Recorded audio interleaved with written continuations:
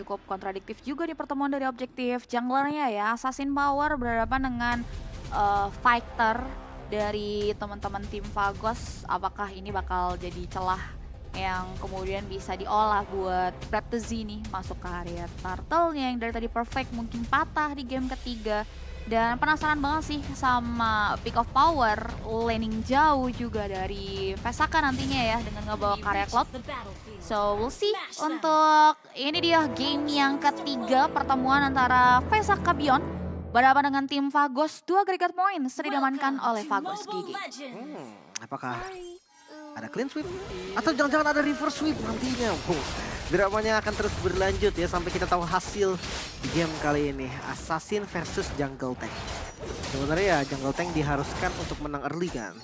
Karena kalau misalkan nggak menang early dia akan rugi banget bahkan. Screening yang coba untuk dilakukan. Tujuan dari Tafirun menggunakan Khalid itu menjegal rotasi dari Blazy sendiri.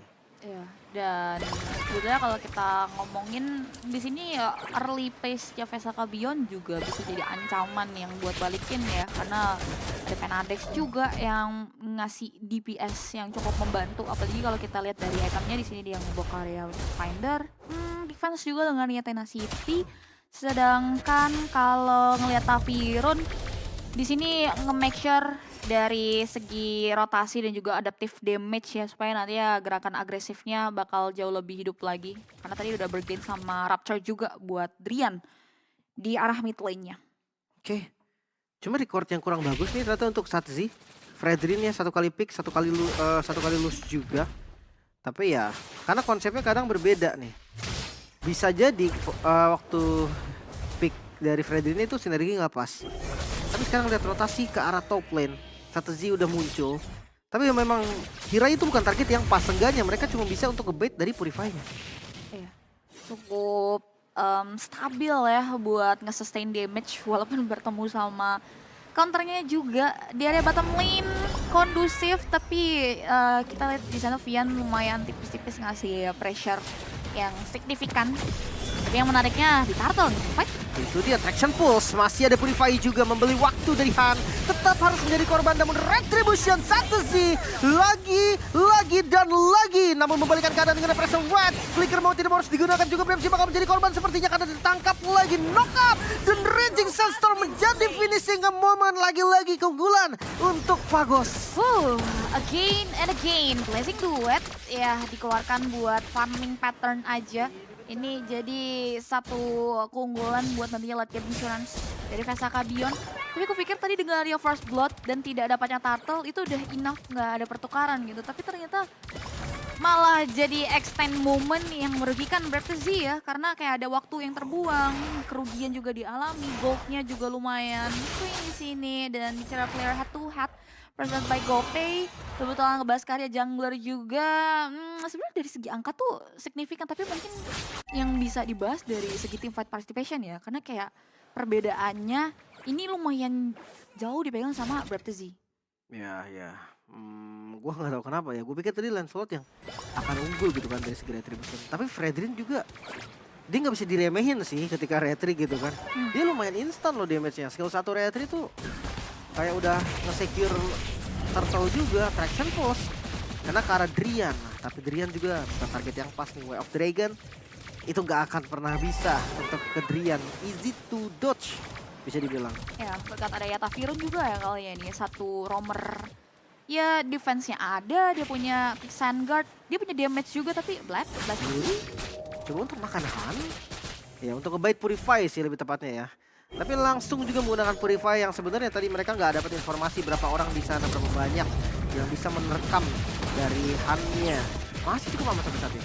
Ya, turtle yang apakah dengan adanya informasi tersebut ini bisa menguntungkan teman-teman dari Vesaka Beyond, karena kalau kita lihat ada perbedaan pilihan dari God Lane ya, dimana Vianya prefer buat farming dulu aja, tukar, tapi chefnya udah join. Tabrak, hilang langsung panah Dex.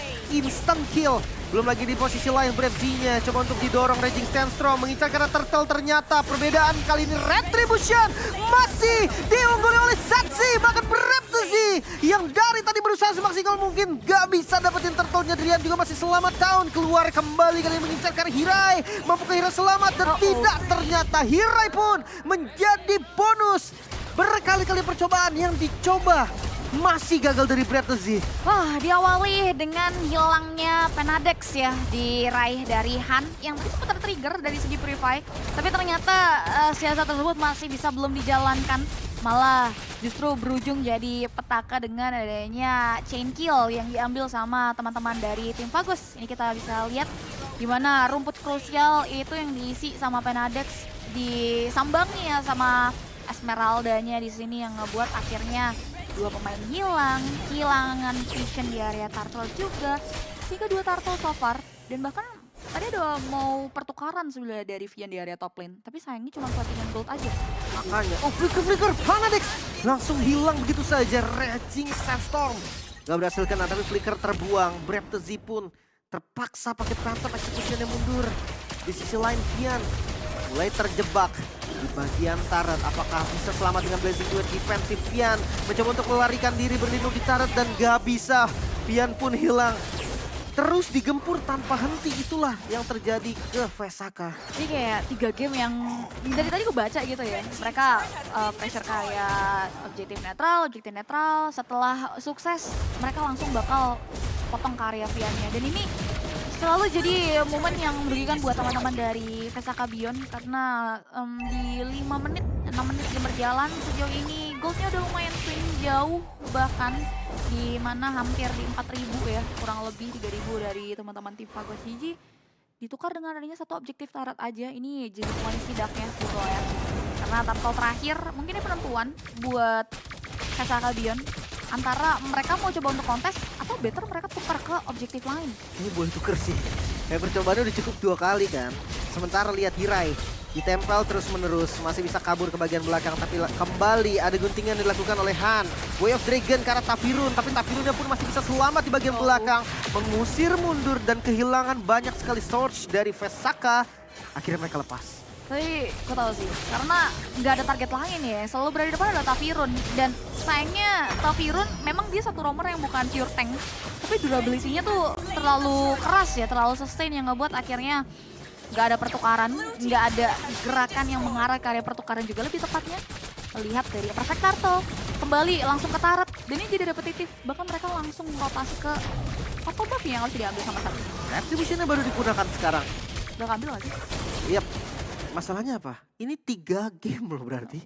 Perfect objektifnya 3 game. Itu dahsyat banget sih. Cuma ya, gue ngerasa ini udah mental sih. Mental, karena Brave-Z mungkin sebelumnya dia kalah hero dari Retribution. Sekarang dia bisa terbilang setara lah dari hero-nya. Cuma masih tetap gak dapet. Pencurian di purple buff lainnya.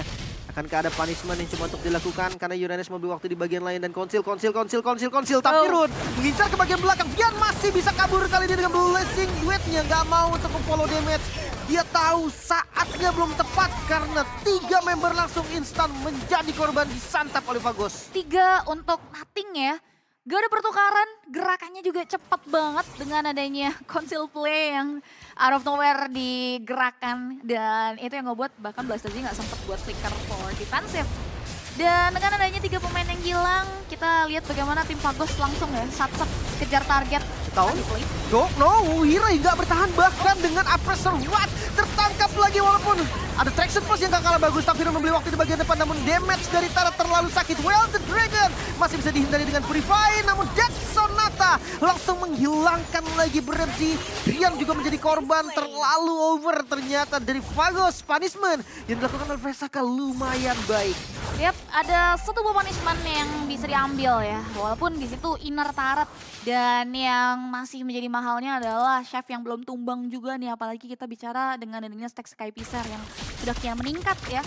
Ini masih akan menjadi PR selanjutnya buat teman-teman dari Vesaka Beyond.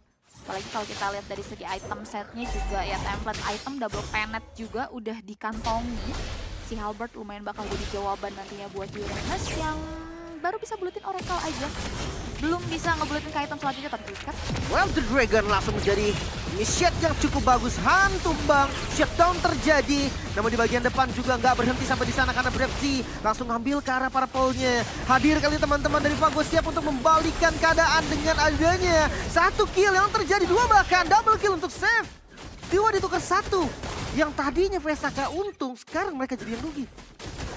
Shutdown ya. Ini definisi perlahan tapi pastikah dari teman-teman VSAK Beyond karena mereka coba untuk cari celah tapi secara perlahan ya dimulai dengan shutdown, dua pemain hilang dan ini masih belum jadi satu hal yang bisa membuat mereka masuk ke Tarto, ke area Lord bahkan di game kali ini karena dengan adanya setup yang diberikan sama teman-teman dari tim Fagos akhirnya Lord masih ambil free dan gak banyak hal selain defensif yang harus dimaksimalkan nantinya. Mereka masih punya blazing duet dari Tian, ada Penadex juga. Cuman yang perlu diperhatikan adalah damage burst. Ya memang walaupun kalau kita lihat stacknya di 582 ya, tapi ini 60 stack kayak misalnya bakal jadi ancaman banget buat hero-hero yang cukup fragile dari teman-teman VSAK Beyond. Iya, iya. Tergantung dengan penggunaan Lord nih karena Lord sudah hadir dari arah mid lane. Ih, cowoknya ada di posisi bagus nih. Blessy di bagian belakang bermain dengan Jet Gundu tapi tidak ada target yang optimal sehingga fokus terhadap Lord saja. Itu the one and only yang bisa dilakukan oleh Fagos. Guntingan dari Breptezi. Dia coba untuk membeli waktu nih. Potong minion yang ada di mid. Tapi kayaknya juga fragile. Langsung karena Tafirun, mampukah Tafirun selamat karena Blazing Duet yang di counter langsung dengan quick save guard. Bahkan Rian hampir saja bisa selamat walaupun ada pertukaran yang terjadi, Blazingnya hilang. Bahkan Rian pun berhasil dipanis. Masih mau lebih karena Hirai yang akan coba untuk ditangkap untuk saat ini. Brepsi masih bisa untuk team fight, masih bisa untuk ke-cover, terlalu keras ke Hirai. Masih ada Taul, masih ada knock up dan hilang ternyata. Seakan bermain secara individu. Brepsi coba untuk gunting, coba untuk backup sebisa mungkin, tapi sayangnya Brepsi pun hilang. Dua member yang akan ngedefend Blazy, Axe, Panadex, mampukah mereka bertahan dari gempuran yang ada dari Fagos? Katapult tersisa sedikit dan ya masih bisa mendefense. Ya untungnya wave minion penunjang pergerakan dari tim Fagos. Ini masih belum cukup sehingga ada waktu jeda sejenak buat VSAK Beyond memikirkan bagaimana mereka nantinya bisa mengubah keadaan ke situasi yang cukup tenang yang menguntungkan mereka ya. Karena ancaman mereka selama Seth masih bisa ngasih setupnya, selama dia masih bisa free hit kayak gini, ancamannya masih besar banget. Bahkan pressure-nya ini masih terlihat di area bottom lane. Buset, hati-hati Han. Ini kesakitan juga loh dari Han-nya. The Way of the Dragon terlalu berkomit lagi-lagi. Turret berhasil dihancurkan, Hirai menjadi next target. Dua member yang harus hilang, bahkan di bagian lain pada main Sebastian cuma untuk dilakukan membeli waktu lagi dengan Tonros. Masih bisa selamat ternyata dari Brepsi. Clear wave minion berhasil dilakukan. Tapi masih ada yang dari mid lane. Kali ini mampukah VSAK bertahan, ngedorong satu wave minion yang akan dikawal untuk melakukan endgame. Tapi di sisi lain ada pengejaran karena Drian masih bisa digocek lagi sedikit. Drian menjadi korban saksi pun sama. Namun di sisi lain ada Immortal juga yang terpecah. Masih bisa bertahan. VSAK mengusir tim Fagos mundur. Ya itu dia VSAK Beyond masih menolak. Dan mau coba untuk memperpanjang karya setup team fight-nya ya. Mendekati 12 detik Lord hadir. Tidak ada Satzi. Apakah ini akan menjadi satu poros untuk mereka mendapatkan karya titik baliknya? Karena lihat damage yang diberikan karya Tafirun. Oh, flicker terbaca nampaknya. Dodge yang begitu baik, Quick Sengguard kembali digunakan dan coba untuk membalikan keadaan nampaknya saat ini. Dorongan dari Han, mereka sadar. Mereka masih kalah jumlah. Tapi lihat Lordnya. Ini yang bakal langsung di-commit. Raging Sensor ke bagian depan. Hirai menjadi korban. Dan seperti memang mau coba cari kill saja. Vian menjadi korban kedua. Lord memang didapatkan. Namun dua yang harus menjadi pertukaran VSAK. Mereka lagi-lagi ada trade. Dua korban ya yang tadi terlihat hanya Hirai. Tapi ternyata Vian harus ikut terseret. Yang menandakan keadaan kembali tidak begitu cukup baik. Karena responsnya tuh mereka berani banget untuk ada di area high ground. Langsung di-clear ini Lordnya. Mereka nggak tunggu lama. Atasnya akan dibiarin. Bahkan ini cukup bahaya untuk teman-teman dari VSAK. Mid-nya mulai muncul. Dan hati-hati, nggak boleh buru-buru. Lihat Vian udah kembali ke line of down. Waduh, Lordnya hanya giveaway belaka. Nafas yang dirasa bisa cukup panjang tapi ternyata nggak diberikan sepanjang itu sama teman-teman dari tim Fagos GG. Bahkan kalau kita ngelihat dengan adanya Vian ya di game ini, ada 2 hero yang bisa mainin karya Farlane. Upaya tersebut bakal dipatahin dengan using launch seperti ini, tapi Oh no, Purify. Untungnya masih ada. Dan lihat posisi dari Brave the Z. Dia ngincer karena Drian. Bahkan Driannya hampir saja bisa selamat. Walaupun ada pertukaran lagi-lagi, satu ditukar satu. Di sisi lain Hirai membeli waktu sebisa mungkin. Panadex ditabrak dengan Raging Sandstorm. Double kill diamankan Chef. 2 lawan 4. Mampukah kali ini Fagos? Apa yang ingin mereka lakukan? Mereka bisa dorong, mereka bisa mundur lagi, reset lagi. Tapi untuk Ward masih lama. reset dulu ya. Reset dulu itu jadi jawaban buat teman-teman dari tim Fagos GG kurasa. Karena kayak entah kenapa Blastoise ini terpacu. Banyak momen terpacu sama adrenalin ya buat kasih follow up kayak Dwarf Dragon. Dwarf Dragon yang dari tadi dia buka itu selalu jadi berujung maut. Ini terjadi nggak cuman ketika dia menggunakan Chow, tapi bahkan di game sebelumnya ketika ada Kalea ya. Yang dimana di kondisi seperti ini dia benar-benar harus bisa maksimal Dwarf Dragon-nya untuk at least kunci karya output damage-nya Trian mungkin. Atau Chef, karena kalau Dwarf Dragon-nya karya Tapirun, karya Han di menit yang udah masif dari segi item ya. Ini bakal banyak petaka yang tadi kita lihat, 3 korban jiwa. Dan dengan tidak tertumbangkannya untouchable-nya Chef, ini yang kemudian bakal jadi satu bencana ya. Karena stack-nya juga udah stack maksimal. Ditambah lagi dari tadi dia udah free hit juga. Dan so far kita udah nggak lihat belum ada item defense ya. Masih cooldown juga karena WWN dan juga tadi dari segi immortality-nya udah lumayan beberapa kali trigger. Tapi sayangnya belum tumbang, tapi Council. Drian yang ada di depan. Drian mau mau ditangkap dari Driannya.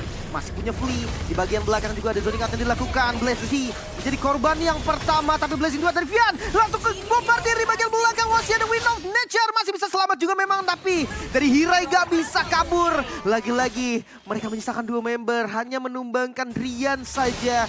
Mampukah Fesaka bertahan dari gempuran Fagos? Ini kurasa mereka harus lebih sabar lagi sih.